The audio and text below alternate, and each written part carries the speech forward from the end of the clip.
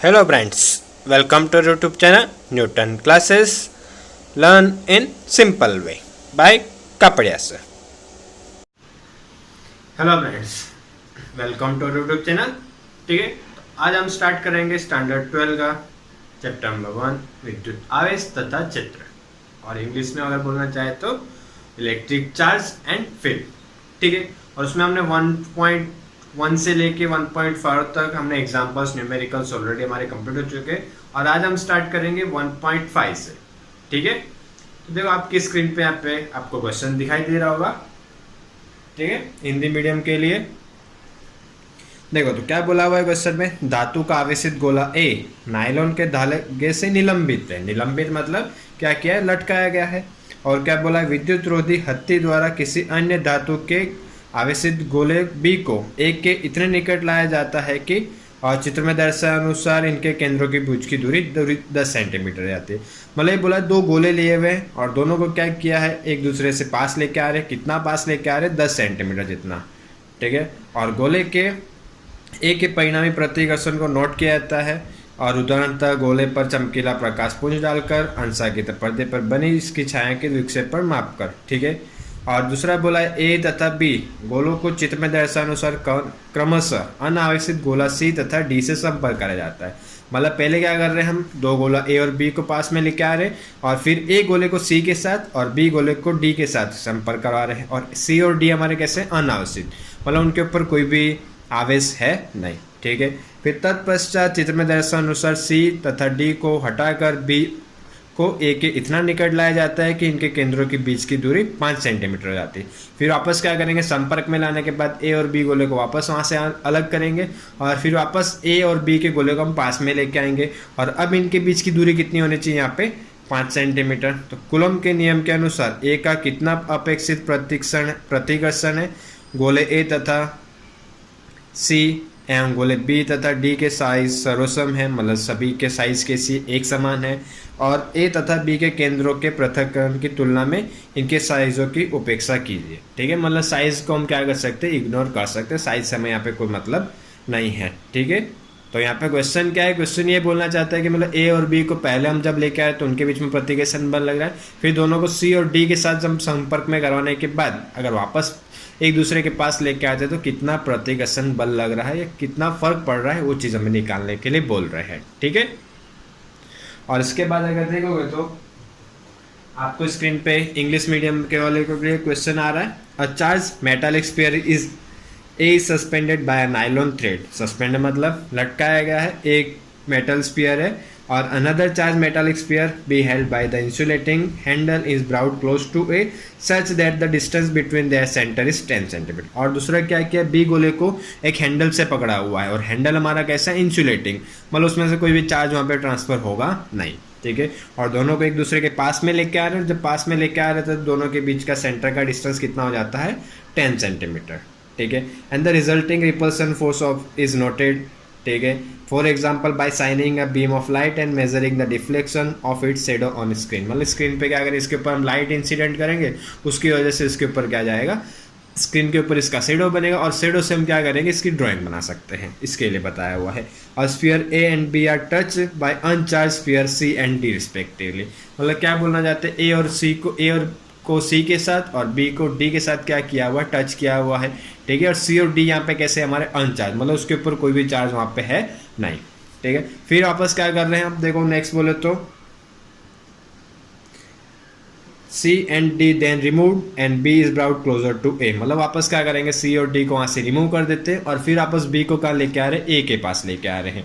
ठीक है, और A के क्लोज लेके आएगा, तो अब डिस्टेंस हमें कितना रखना है, 5 सेंटीमीटर, और उसके वजह से उसके फोर्स में क्या चेंजेस होगा या कितना ही फोर्स लगेगा, वो चीज़ हमें यहाँ पे फाइंड करनी है. ठीक है, चलो आते हैं हमें स्क्रीन पर.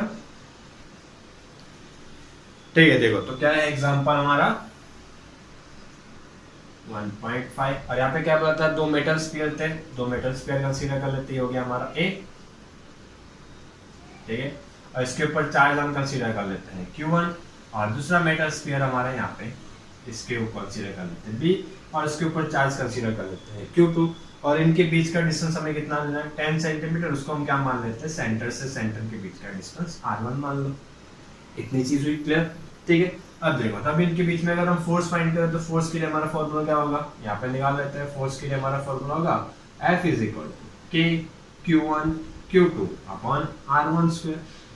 ये तो हो गई फर्स्ट कंडीशन के लिए, ठीक है। और इसके बाद अगर हम नेक्स्ट कंडीशन देखें तो क्या बोला था, ए को किसके साथ टच करना है, सी के साथ, और बी को किसके साथ करना है, डी के साथ। और सी और डी कैसे हैं, अनावेशित, या फिर इंग्लिश में बोलना चाहे तो अनचार्ज के लिए, ठीक है। मतलब उनके ऊपर कोई भी आवेश या कोई भी चार्ज नहीं है, ठीक है। तो जैसे यहाँ पे ले लेते, ये हमारा हो गया ए, ठीक है। इसको हम टच कर देते हैं सी के साथ, ठीक है। ये हो जाएगा Q1 और इसके ऊपर क्या है 0। और ऐसे यहाँ पे देखेंगे तो क्या आ जाएगा, ये हो जाएगा B, और इसको टच करेंगे D के साथ, इसके ऊपर है 0 और इसके ऊपर चार्ज है Q2, ठीक है। और हमने एक थ्योरी देखी थी स्टार्टिंग में, ठीक है, चार्जिंग बाय इंडक्शन करके भी देखा था, ठीक है। और दूसरी एक थी टच के लिए भी देखा था। तो वहाँ पे हम क्या बोलते थे कि अगर कोई दो स्फीयर या दो ऑब्जेक्ट को हम एक दूसरे के साथ टच करेंगे तो उनके अंदर जो भी चार्ज रहेगा कैसा हो जाता है, इक्वली डिस्ट्रीब्यूट हो जाता है, मतलब दोनों में बढ़ जाता है, ठीक है। तो इसके ऊपर Q1 था, जब इसके साथ 0 तो ये क्या करेगा, इसको चार्ज देगा। और टच करने के बाद अब इनके ऊपर चार्ज कितना हो जाएगा, ए के बाद अगर कंसीडर करें तो इसके पास हो जाएगा Q1/2, और सी के पास भी कितना हो जाएगा Q1/2। और यहाँ पे अगर बात करें तो बी के पास अब कितना बचा होगा Q2/2, और डी के ऊपर अब क्या हो गया, चार्ज इंक्रीज हो गया होगा Q2/2, ठीक है। और देखो इक्वली क्यों डिस्ट्रीब्यूटेड है, वो भी चीज उन्होंने वहाँ पे क्वेश्चन में क्लियरली बोला हुआ है कि सभी मेटल स्फीयर की, सभी स्फीयरों की, सभी गोलों की साइज कैसी है, एक समान है। इसकी वजह से दोनों पे चार्ज कैसा हो जाता है, इक्वल हो जाता है। अब यहाँ से क्या करेंगे, हम दोनों को बी को हटा लेते हैं और डी को हटा लेते हैं, ये ए को हटाएंगे, ठीक है। वापस पास में लेके आते हैं, जैसे यहाँ पे बता देते हैं, ये हो गया हमारा मेटल ए, स्फीयर ए, और ये हो गया बी। इसके ऊपर चार्ज कितना है हमारा, कंसीडर करना तभी बताया था Q1/2, और इसके ऊपर कितना है Q2/2। और यहाँ पे अगर हम पहले देखें तो पहले हमने डिस्टेंस कितना रखा था 10 सेंटीमीटर, और अब हमें डिस्टेंस कितना रखना है यहाँ पे 5 सेंटीमीटर, मतलब इसका क्या करना है, हाफ करना है। तो उसको भी कंसीडर कर लेते हैं, तो यहाँ पे क्या हो जाएगा R1/2। और इसके लिए अगर हमें फोर्स फाइंड करना है तो इसको हम कंसीडर कर लेते हैं F1, ये हमारा फर्स्ट फोर्स, और इसको कंसीडर कर, इसको फर्स्ट बोल दो, तो हमारा क्या हो जाएगा सेकेंड फोर्स, ठीक है। और सेकेंड फोर्स के लिए अगर हम फॉर्मूला लिखे तो K Q1/2 Q2/2 और डिवाइड बाय R1/2 का होल स्क्वायर, ठीक है। और इसको अगर सिंप्लीफाई करें तो क्या हो जाएगा, K Q1 Q2 2 × 2 4 divide by R1² divide by 4 4 4 cancel. F1 के लिए हमारा फॉर्मूला आ जाएगा K Q1 Q2 upon R1², और इसकी वैल्यू किसके इक्वल होती है, F1, ठीक है। इसको F2 हो जाएगा, तो इसके लिए हमारा वैल्यू क्या आ गया, F1। मीन्स हमारे फोर्स में कोई भी चेंजेस हुआ नहीं, ठीक है। मीन्स पहले जितना फोर्स लग रहा था उतना फोर्स क्या अभी भी लग रहा है, ठीक है। तो एक क्यों हुआ उसका भी रीजन बता देते हैं, क्यों, क्योंकि उनका चार्ज भी क्या हो चुका है, वहाँ पे हाफ हो चुका है, और डिस्टेंस भी क्या कर रहे हैं, हाफ कर रहे हैं। इसकी वजह से फोर्स में कोई भी चेंजेस आ रहा है वहाँ पे नहीं, ठीक है। चलो नोट डाउन कर सकते हो। और इसके बाद अगर नेक्स्ट देखे तो आपकी स्क्रीन पे नेक्स्ट क्वेश्चन दिख रहा होगा, और क्वेश्चन है उदाहरण 1.6 का, 3 आवेशों Q1 Q2 और Q3 पर विचार कीजिए और जिनमें प्रत्येक Q के बराबर है तथा L भुजा वाले समबाहु त्रिभुज के शीर्षों पर स्थित है, और त्रिभुज के केंद्र पर चित्र में दर्शाए अनुसार आवेश Q पर कितना परिणामी बल लग रहा है। क्वेश्चन ये बोला हुआ है, मतलब कि यहाँ पे क्या है, 3 आवेश लिए हुए Q1 Q2 Q3 और तीनों का मान समान है Q, और उन तीनों को कहाँ पे रखा है, एक समबाहु त्रिभुज के शीर्ष बिंदु पर। समबाहु त्रिभुज किसको बोलते हैं, मतलब उसकी तीनों भुजाओं का माप कैसा रहेगा, समान रहेगा। और उसके सेंटर पे क्या रखा हुआ है, कैपिटल Q चार्ज रखा हुआ है, और उस पर जो बल लगेगा वो हमें निकालना है, ठीक है।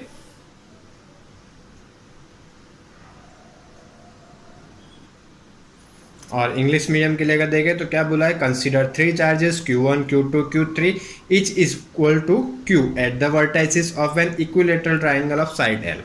मतलब क्या है, 3 चार्जेस है Q1 Q2 and Q3 is equal to Q and vertices. Vertices means क्या होंगे, कॉर्नर। जैसे अगर कोई ट्राइंगल हम कंसीडर करें ABC, तो A B और C कॉर्नर पे रखे हुए, और कैसा है हमारा इक्विलेटरल। इक्विलेटरल मीन्स क्या होगी, जिसकी सभी साइड्स कैसी होगी, इक्वल होगी, और साइड्स की लेंथ कितनी है L।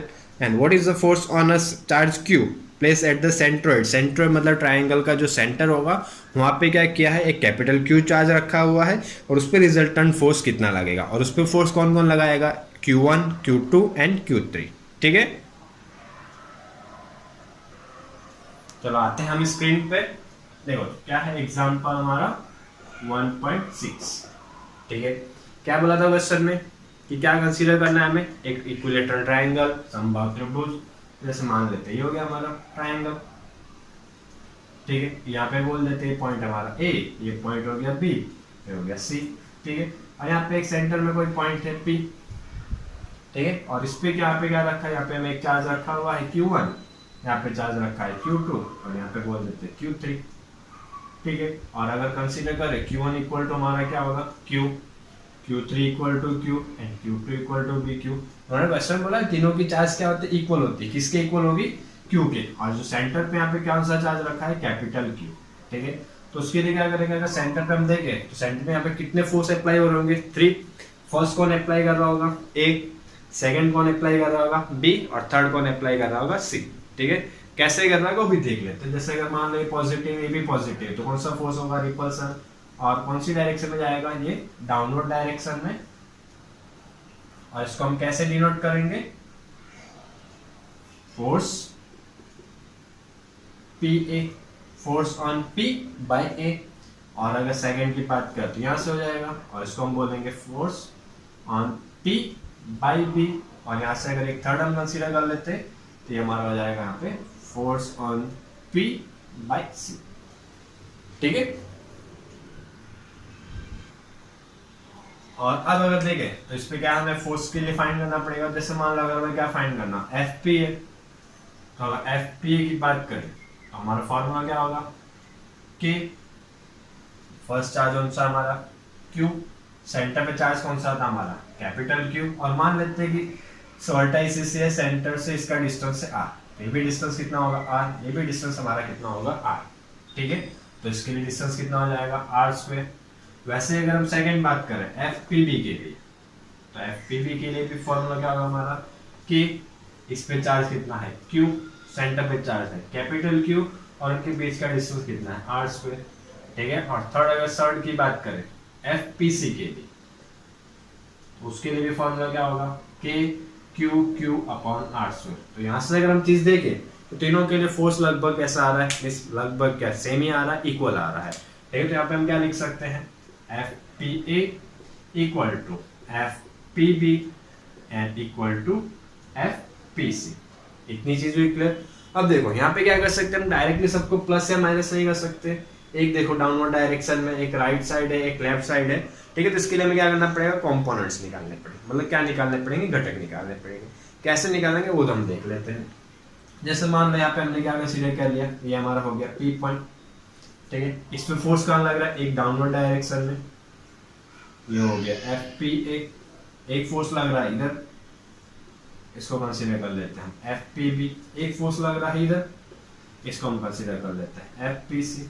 ठीक है, और अगर यहाँ पे हम देखें तो इसको क्या कंसीडर कर लेते हैं, यहाँ पे हम कंसीडर कर लेते हैं एक्स एक्सिस, और इसको हम कंसीडर कर लेते हैं वाई एक्सिस। और हमने ये चीज ऑलरेडी 11th स्टैंडर्ड में पढ़ी है। अगर कोई भी चीज है, फोर्स हो, कोई भी चीज हो, अगर एक्स या वाई एक्सिस में होती है तो उसको हम डायरेक्टली ऐड या प्लस माइनस कर सकते हैं। लेकिन एक्स या एक्सिस और वाई एक्सिस के अलावा और कहीं पे होंगे तो उनके लिए हमें क्या करना पड़ता है, कंपोनेंट निकालना पड़ता है। और कंपोनेंट हमने दो चीज देखी थी, X component and Y component. X किसके लिए बोलेंगे, जहाँ पे एंगल बन रहा हो।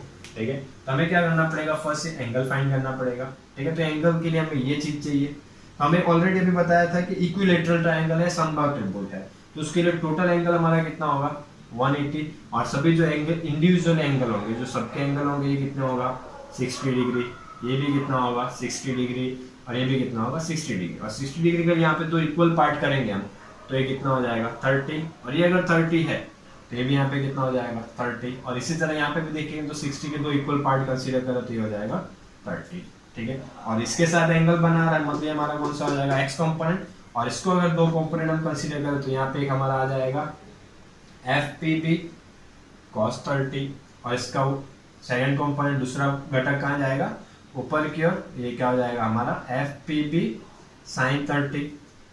ठीक है, वैसे इसके लिए अगर देखें तो इसके भी दो कंपोनेंट होंगे, एक जाएगा इस डायरेक्शन में, ये हो जाएगा FPC cos 30, और एक जाएगा ऊपर की डायरेक्शन में FPC sin 30। ठीक है, अब हम क्या करेंगे, डायरेक्शन को कंसीडर करेंगे। इस वाले डायरेक्शन को हम क्या ले लेते हैं प्लस, मतलब इस डायरेक्शन में जो भी फोर्स होंगे बल होंगे उनको हम क्या लेंगे प्लस, और इस डायरेक्शन में जो भी होंगे उनको क्या लेंगे माइनस। और दूसरी चीज अगर इस डायरेक्शन वाले को हम ले लेते हैं मान लेते हैं प्लस, तो इसकी डाउनवर्ड डायरेक्शन वाले को क्या लेंगे माइनस। इतनी चीज हुई क्लियर। अब क्या करते हैं हम सबके लिए टोटल फोर्स फाइंड कर लेते हैं। रिजल्टेंट फोर्स ऑन पी, तो टोटल कितने फोर्स लग रहे हैं 1 2 3 4 5, 5 बल लग रहे हैं, फोर्स लग रहे हैं। ठीक है, सबको क्या कर देते हैं प्लस कर देते हैं। फर्स्ट अगर बात करें यहाँ से स्टार्ट करें ये हो जाएगा देखो, और F P B F C P C सब इक्वल है, तो यहाँ पे हम क्या कर लेते हैं सबको हम लिख लेते हैं F1। ठीक है, तो यहाँ पे फोर्स के लिए हमारा फॉर्मूला क्या आ जाएगा F1 sin 30 plus F1 sin 30। ठीक है, देखो सबकी जगह में F1 लिख सकते हैं क्योंकि इक्वल है। एफ पी बी cos 30 की जगह पे भी क्या आ जाएगा F1 cos 30। ठीक है, और ये क्या आएगा माइनस, ये हो जाएगा माइनस F1, और ये भी क्या होगा माइनस F1 cos 30। और यहाँ पे अगर देखें तो plus F1 cos 30 and minus F1 cos 30, ये क्या हो गया कैंसल। तो अगर फाइनली हम देखें F, और सब में से क्या कर सकते हैं हम F कॉमन निकाल सकते हैं, तो F1 कॉमन निकल गया, तो बचेगा क्या यहाँ पे sin 30 प्लस sin 30 माइनस 1। अब F1 निकल गया तो क्या बचा होगा 1। ठीक है, और यहाँ पे अगर अपने कि sin 30 प्लस sin 30 कितना हो जाएगा 2 sin 30, या फिर डायरेक्टली कंसीडर करना तो वैल्यू पुट कर दो। sin 30 हमारा कितना होगा हाफ प्लस हाफ माइनस 1, तो हाफ प्लस हाफ कितना हो जाएगा हमारा 1, and 1 minus 1 0, and F1 into 0 हमारा फाइनली रिजल्टेंट फोर्स कितना आएगा 0, मतलब P पॉइंट पे हमारा फोर्स कितना लगेगा 0। ठीक है, और कोई भी डाउट हो तो आप कमेंट कर सकते हैं। ठीक है, और राइट डाउन कर सकते हैं या स्क्रीनशॉट ले लो, बाद में राइट डाउन कर लेना आराम से। और इसके बाद देखो नेक्स्ट क्वेश्चन आपको स्क्रीन पे दिख रहा है, क्या बोला है चित्र में दर्शाए अनुसार किसी समबाहु त्रिभुज के शीर्षों पर स्थित आवेशों Q, Q तथा माइनस Q पर विचार कीजिए और प्रत्येक आवेश पर कितना बल लग रहा है, मतलब Q1 पे कितना बल लगेगा। हम इसकी 3 पॉइंट अगर हम A B C कंसीडर करें तो A पर कितना बल लगेगा, B वाले आवेश पे कितना बल लगेगा, और C वाले आवेश पे कितना बल लगेगा, सभी के लिए अलग अलग हमें बल निकालना है। और चित्र आपको क्वेश्चन में ऑलरेडी दिया हुआ है। ठीक है, और इसके बाद अगर देखें तो नेक्स्ट हमें इंग्लिश मीडियम के लिए भी क्वेश्चन बोला, क्या बोला consider the charges Q Q and minus Q place at the vertices of an equilateral triangle. मतलब यहाँ पे भी क्या बोला हुआ है, दो चार्जेस पॉजिटिव है और एक नेगेटिव है, और देखो नेगेटिव यहाँ पे सी पे रखा हुआ है और ए और बी पे यहाँ पे पॉजिटिव चार्जेस प्लेस किए हुए हैं। ठीक है, और क्या है इक्विलेटरल ट्राइंगल, मतलब ये भी हमारा कैसा होगा, सभी साइड्स कैसी होंगी इक्वल होगी, और एंगल कितना होगा 60 degree. And what is the force on each charge, means कि हर एक चार्ज पे कितना फोर्स लगेगा वो हमें क्या करना है फाइंड करना है। ठीक है, चलो तो हम आते हैं अब स्क्रीन पे। ठीक है, देखो तो आपको क्या पे ड्राइंग ऑलरेडी दी हुई है। अब देखो अगर हम ए की बात करें, मान लेते हैं इक्विलेटरल ट्राइंगल है, तो ये लेंथ L है, ये भी लेंथ L होगी और ये भी लेंथ क्या होगी L होगी। ठीक है, अगर हम पहले बात करें ए पे, तो ए पे कौन कौन फोर्स अप्लाई करेगा, तो बी फोर्स अप्लाई करेगा और एक और अप्लाई करेगा सी। ठीक है, ए के लिए बात करते हैं, ए पे फोर्स अगर बी कर रहा है, ये भी पॉजिटिव ये भी पॉजिटिव, तो कौन सा फोर्स होगा रिपल्सन या फिर बोल सकते हो प्रतिकर्षण। ठीक है, तो कौन सी डायरेक्शन में जाएगा, ए से कहाँ जाएगा दूर, तो उसके लिए मैं यहाँ पे लिख देते हैं ये फोर्स हो जाएगा हमारा force A B, means force on A by B. ठीक है, और इसकी जगह यहाँ पे वैल्यू लिखना, वैल्यू भी लिखते चलते साथ में, तो देखें तो क्या आ जाएगा F A B is equal to K, first का चार्ज Q, सेकेंड का चार्ज भी Q, और डिस्टेंस कितना हो जाएगा L स्क्वायर। ठीक है, और उसी तरह यहाँ पे बात करें तब अगर देखें तो एक कहाँ लग रहा होगा C भी लगा रहा होगा, C कौन सा लगाएगा नेगेटिव है, जिसको क्या कर रहा होगा अट्रैक्ट कर रहा होगा, तो उसके लिए भी हमें फोर्स हो जाएगा अपनी डायरेक्शन, ये हो जाएगा यहाँ पे F A C force on A by C। ठीक है, और दूसरी चीज़ अगर आप देखें मान लो B पे देखते हैं, B पे फोर्स कौन लगा रहा होगा A, वो भी कौन सी डायरेक्शन में लगाएगा इस डायरेक्शन में, क्योंकि ये भी पॉजिटिव तो कहाँ भेजेगा उसको दूर भेजेगा, मतलब क्या हो जाएगा रिपल्सन या फिर प्रतिकर्षण। ठीक है, तो ये हो जाएगा हमारा एफ बी ए। ठीक है, और इसके लिए अगर हम फॉर्मूला देखें तो क्या हो जाएगा हमारा F B A is equal to K Q Q, और दोनों के बीच का डिस्टेंस कितना है यहाँ पे L स्क्वायर। और यहाँ पे अगर देखें तो एफ ए बी के लिए अगर फॉर्मूला ये है और एफ बी ए के लिए फॉर्मूला ये दोनों फोर्स क्या हो जाएंगे, ये पॉजिटिव ये नेगेटिव, और एक दूसरे को यहाँ पे क्या कर देंगे, कैंसिल कर देंगे। एक चीज हो गई, ये पॉजिटिव ये हो गया हमारा नेगेटिव। और उसी तरह अगर यहाँ पे देखें अब सी पे बात कर, सी वाला भी इस पे कुछ फोर्स लगा रहा होगा, ये पॉजिटिव ये नेगेटिव, तो नेगेटिव को क्या कर रहा होगा, एट्रैक्ट कर रहा होगा, ये सब भी और खींच रहा होगा, ठीक है। इसके लिए फोर्स क्या हो जाएगा, F B C, force on B by C. इसके लिए अगर हम फॉर्मूला देंगे तो क्या आ जाएगा, के Q Q upon L square, ठीक है, माइनस हो जाएगा। डायरेक्शन के लिए कंसीडर कर लिया, क्योंकि यहाँ पे माइनस क्यों नहीं ले रहे हैं, क्योंकि हम यहाँ पे एट्रैक्शन बोल चुके हैं और एरो बता चुके हैं, डायरेक्शन के लिए भी यूज होता है माइनस, ठीक है। और अब बात करें सी पे, सी पे अगर हम देखें तो ए पॉजिटिव इस पे सी पे फोर्स अप्लाई कर रहा होगा, ए पॉजिटिव इस नेगेटिव को क्या कर रहा होगा, एट्रैक्ट कर रहा होगा। यहाँ पे अगर ये फोर्स होगा तो क्या आ जाएगा, सी ए, ठीक है।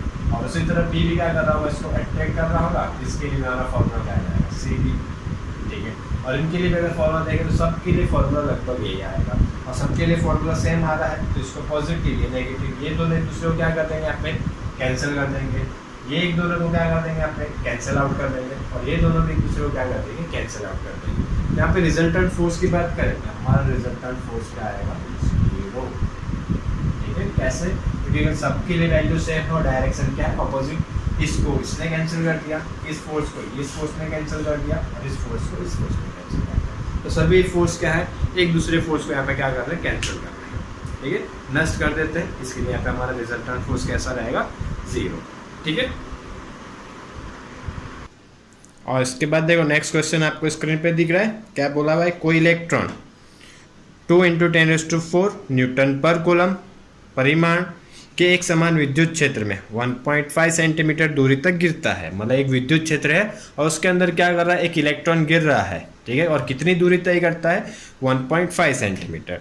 और क्षेत्र का परिमाण समान रखते हुए इसी की दिशा को उत्क्रमण कर दी जाए, तब कोई प्रोटॉन अगर इस क्षेत्र में उतनी दूरी तक गिरता है, ठीक है। अब मतलब क्षेत्र का मान उतना ही रखा है, लेकिन उसकी दिशा क्या कर दी है, बदल दी है, ठीक है। और वहाँ पे क्या करेगा, अब प्रोटॉन को गिराया जा रहा है, और प्रोटॉन कितनी गति करेगा, उतनी ही दूरी तय कर रहा है, ठीक है। तो दोनों प्रकरणों में गिरने में लगे समय की गणना कीजिए। मतलब इलेक्ट्रॉन को 1.5 सेंटीमीटर दूरी तय करने में कितना समय लगेगा, और प्रोटॉन को भी 1.5 सेंटीमीटर दूरी तय करने में कितना समय लगेगा, ये निकालना है।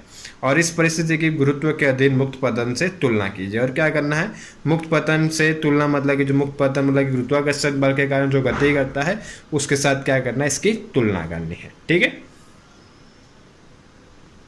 और इंग्लिश में हम देखें तो क्या बोला है, an electron falls through a distance of 1.5 centimetre in a uniform electric field of magnitude 2 × 10⁴ newton per coulomb, ठीक है। मतलब क्या है, एक इलेक्ट्रॉन है, फॉल मतलब गिर रहा है, कितना डिस्टेंस ट्रैवल कर रहा है, 1.5 centimetre in a uniform electric field. Uniform मतलब एक जैसा, उसकी यूनिफॉर्म, कहीं पे भी इलेक्ट्रिक फील्ड में कोई भी वैल्यू में चेंजेस होगा नहीं। और कितनी है इलेक्ट्रिक फील्ड की वैल्यू, 2 × 10⁴ न्यूटन पर कूलम। और क्या होता है, the direction of field is reverse keeping its magnitude unchange. और क्या करना है, इसकी डायरेक्शन ऑपोजिट करनी है, रिवर्स करनी है, और मैग्नीट्यूड में कोई भी चेंजेस नहीं करना है।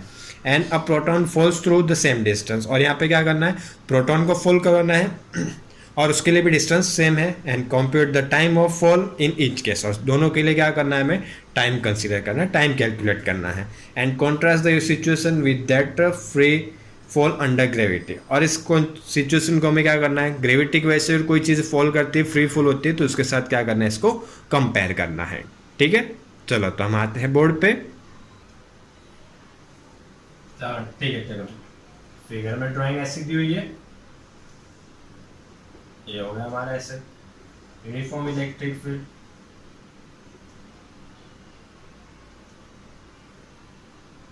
ठीक है।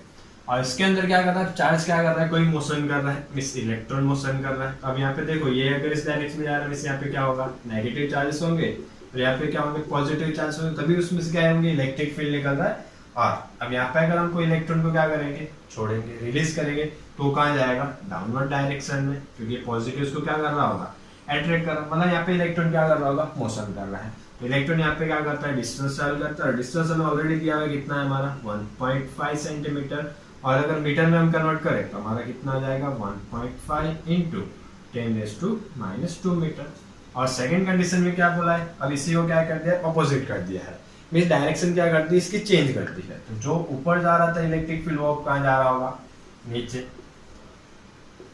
ठीक है। और ये भी कैसा है, वैल्यू उतनी रखनी है। और यहाँ पे अब किसको करना है, प्रोटॉन को रिलीज करना है। तो प्रोटॉन भी कहाँ जाएगा, डाउनवर्ड डायरेक्शन में। क्यों, यहाँ पे क्या होगा, नेगेटिव, और यहाँ पे क्या आ जाएगा, पॉजिटिव चार्ज। पॉजिटिव को क्या कर रहा होगा, रिपल कर रहा होगा, मींस प्रतिकर्षण कर रहा होगा, और नेगेटिव को क्या कर रहा होगा, अट्रैक्ट कर रहा होगा, आकर्षित कर रहा होगा। उसकी वजह से भी गति करेगा। और कितनी दूरी तय करेगा, कितना डिस्टेंस ट्रैवल करेगा, 1.5 सेंटीमीटर, मींस 1.25 इंटू 10⁻⁻⁻। ओके। और यहाँ पे अगर इलेक्ट्रिक फील्ड की बात करें तो विद्युत क्षेत्र कितना दिया हुआ है हमें क्वेश्चन में, 2 इंटू 10⁻⁴ न्यूटन पर कूलम। और हमें क्या फाइंड करने के लिए बोला हुआ है, टाइम, ठीक है। अब टाइम और इलेक्ट्रिक फील्ड का तो हमारे पास कोई भी क्वेश्चन है, यहाँ पे कोई भी इक्वेशन नहीं है, ठीक है। तो उसके लिए अगर हम देखें तो हमारे पास फोर्स का इक्वेशन होता है एक बल के लिए, तो क्या होता है, F = QE। और दूसरा हमने 11th स्टैंडर्ड में फोर्स के लिए और फॉर्मूला पढ़ा हुआ है, फोर्स = ma, ठीक है। तो यहाँ से हम क्या कर सकते हैं, अब देखो यहाँ पे हमारे पास Q मींस क्या होता है, चार्ज, इलेक्ट्रॉन भी है, प्रोटॉन भी है, और उनकी वैल्यू भी हमें पता है। Q की वैल्यू यहाँ पे कितनी होती है, 1.6 इंटू 10⁻⁹। प्रोटॉन हो इलेक्ट्रॉन हो कोई फर्क नहीं पड़ता है, दोनों के लिए वैल्यू क्या रहती है, सेम रहती है, ठीक है। ये तो हो गया Q। E भी हमें क्वेश्चन में दिया हुआ है, हमें M भी दिया, हमें M नहीं दिया है, लेकिन हमें M ऑलरेडी पता है कि इलेक्ट्रॉन के लिए हमारा कितना होता है। देखो यहाँ पे मेंशन कर देते हैं, 9.1 इंटू 10⁻31 किलोग्राम। और अगर प्रोटॉन की बात करें तो प्रोटॉन के लिए यहाँ पे मास होता है 1.6 इंटू 10⁻27, ठीक है। और देखो ये दोनों वैल्यू याद रख लो, बहुत से न्यूमेरिकल्स में नहीं दी होती है, तो आप इसकी जरूरत पड़ती है, ठीक है। तो ये याद ही रख लो, इससे बेटर है दे ना दे हमें कोई जरूरत नहीं है, ठीक है। अब देखो Q मिल गया, E मिल गया, M मिल गया, तो यहाँ से हम क्या कर सकते हैं, A फाइंड कर सकते हैं, ठीक है। तो A के लिए हमारा यहाँ से फॉर्मूला क्या आ जाएगा, A = QE/M। बरोबर सर, A मिल गया, त्वरण मिल गया या फिर एक्सीलरेशन मिल गया, लेकिन हमें तो क्या फाइंड करना था, टाइम। तो टाइम कहाँ से निकालो, टाइम के लिए देखो हम जाएंगे वापस 11th स्टैंडर्ड में, वहां पे हमने 3 इक्वेशन पढ़े थे, था याद आया, काइनेमेटिक इक्वेशन या, ठीक है। 3 इक्वेशन थे। V देखो यहाँ पे लिख देता हूँ, V = V0 + AT, X = V0 T + ½ AT², ठीक है। और थर्ड था 2x = V² - V0², ठीक है। देखो हमें इनिशियली तो पता है, प्रारंभिक वेग हमें पता है, कोई भी चीज को हम छोड़ते हैं तो प्रारंभिक वेग हमारा क्या होता है, 0 होता है, ये हमें पता है। मींस इनिशियल वेलोसिटी हमें पता है कितनी होती है, 0 होती है, ठीक है। मींस V0 हमें पता है, T फाइंड करना है। देखो तो हम कहाँ से, अब इसमें हमारे पास फाइनल वेलोसिटी नहीं है, यहाँ पे भी फाइनल वेलोसिटी नहीं है, तो उसका यूज नहीं कर सकते हम। तो किसका यूज करेंगे, सेकंड वाले का। तो सेकंड इक्वेशन को देखो यहाँ पे हम लिख देते हैं, x = हो जाएगा हमारा V0T, और x को हम d भी तो मान सकते हैं, d हमारी दूरी है या डिस्टेंस है, ठीक है। तो यहाँ पे इसको d मान लो, V0T + ½ AT²। और अभी हमने बताया था कोई भी चीज को हम क्या करते हैं, फ्री फॉल करते हैं, तो उसकी इनिशियल वेलोसिटी क्या हो जाती है, 0। तो V0 हो गया हमारा 0, ठीक है। तो अब वैल्यू फाइनली हमारे इक्वेशन क्या हो जाएगा, T = ये पूरा स्टेप हो गया 0, तो ½ AT², ठीक है। अब हमें T फाइंड करना है, 2 डिवाइड में, इक्वल का अपोजिट साइड आएगा तो मल्टीप्लाई, और A कहाँ जाएगा, डिवाइड में। तो T² के लिए हमारा फॉर्मूला क्या आ गया, 2D/A, ठीक है। और स्क्वायर है, अपोजिट साइड आएगा तो क्या आ जाएगा, √2D/A, ठीक है। और यहाँ पे A की क्या करें, हम वैल्यू पुट करेंगे। तो T के लिए हमारा फाइनली फॉर्मूला क्या आ जाएगा, 2D/A, एंड A = QE/M, और ये M कहाँ जाएगा, ऊपर। तो फाइनली हमारे लिए अगर देखें तो फॉर्मूला आ जाएगा √2DM/QE। अब देखो सर बोला यहाँ पे इलेक्ट्रॉन और प्रोटॉन के लिए बोला है, तो कुछ नहीं करना है, 2D दोनों के लिए सेम है, Q दोनों के लिए सेम है, E दोनों के लिए सेम है। तो यहाँ पे अगर मास में हम द्रव्यमान में अगर एक बार प्रोटॉन का रखेंगे तो प्रोटॉन के लिए टाइम मिल जाएगा, और इलेक्ट्रॉन का रखोगे तो इलेक्ट्रॉन का टाइम मिल जाएगा। सिंपल सी चीज है, बाकी सबकी वैल्यू दी है और सबकी वैल्यू पुट करोगे तो हमारा आंसर आ जाएगा, ठीक है। देखो दोनों के लिए सब मैं आपको आंसर भी बता देता हूँ, ठीक है। इलेक्ट्रॉन के लिए होगा 2.9 इंटू 10⁻⁹ सेकेंड, ठीक है। इलेक्ट्रॉन के लिए देखो आप सॉल्व कर सकते हो, आंसर हमारा आना चाहिए इलेक्ट्रॉन के लिए 2.9 इंटू 10⁻⁹ सेकेंड, ठीक है। और अगर प्रोटॉन के लिए बात करें तो प्रोटॉन के लिए हमारा टाइम आएगा 1.3 इंटू 10⁻⁷ सेकेंड, ठीक है, ये मुझे पता है कि आप सॉल्व कर लोगे, इसके लिए हम नहीं कर रहे हैं, सिर्फ वैल्यू पुट करना है और सिंप्लीफाई करना है। ठीक है,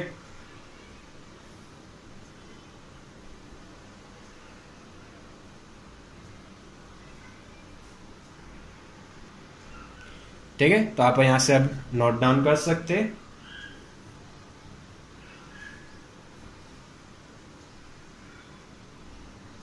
और दूसरी भी एक चीज में बोली थी कि हमें जो था उसका किसके साथ कंपैरिजन करना है, ग्रेविटी के साथ या गुरुत्वाकर्षण के साथ, कभी गुरुत्व के साथ भी कंपैरिजन करने के बाद तो यहाँ से हम क्या करेंगे, एक्सेलरेशन फाइंड करेंगे।